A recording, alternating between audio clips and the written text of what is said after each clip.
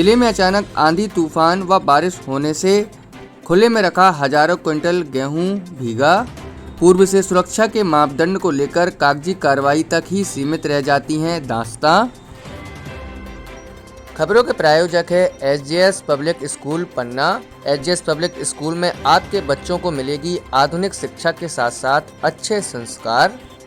जिले में खरीदी केंद्रों में खुले आसमान के नीचे जहां हजारों क्विंटल गेहूं भीगने की खबरें चर्चा में हैं।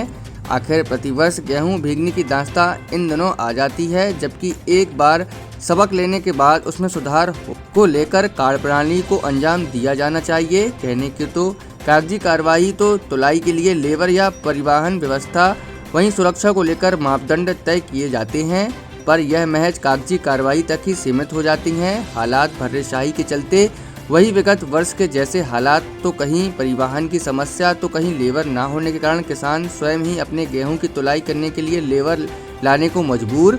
वहीं शासन के द्वारा लेबर को तुलाई के लिए निर्धारित राशि की व्यवस्था को लेकर जब मापदंड बनाए गए तो फिर पालन कौन कराएगा। वर्तमान समय में विगत दिवस से लेकर हालात आंधी पानी के कारण जहां कई खरीदो केंद्रों में खुले आसमान के नीचे गेहूं होने के कारण अचानक बारिश के चलते भीगने के हालात के कारण बर्बादी की दास्तां तय हुई। यह पहली बार नहीं हुआ। विगत वर्ष भी अचानक बारिश के चलते यही स्थिति नजर आई थी। आखिर इस वर्ष पिछले वर्ष की समस्या घटित होने के बाद ही सुधार की दिशा जो तय होना चाहिए थी उसका पालन नहीं कराया गया। हजारों क्विंटल गेहूं की बर्बादी की क्षति हो जाती है, उसका जिम्मेदार कौन है। कहीं न कहीं कार्य प्रणाली में जिम्मेदारों की मनमानी कहें या कि शासकीय कार्य आज भी कहीं न कहीं भर्रेशाही के आलम को लेकर हालात वहीं बने हुए हैं।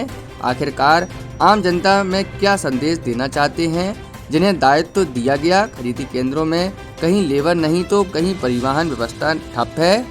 परिवहन कर्ता द्वारा कई बार सूचित किया गया, उससे अपन ने सूचना दी, लिखित में आदेश दिया कि ये माल रखा है, और आज कम से कम 15 दिन से हम लोग ग्रुप में लिख रहे हैं कि ये परिवहन कराया जाए, लेकिन परिवहन कर्ता द्वारा किसी प्रकार का इसमें समझौता नहीं किया जा रहा, ना एक भी ट्रक भेजे हैं, और किसानों का पैसा भी नहीं आ रहा है। यदि परिवहन नहीं होगा तो किसानों का पैसा नहीं आएगा।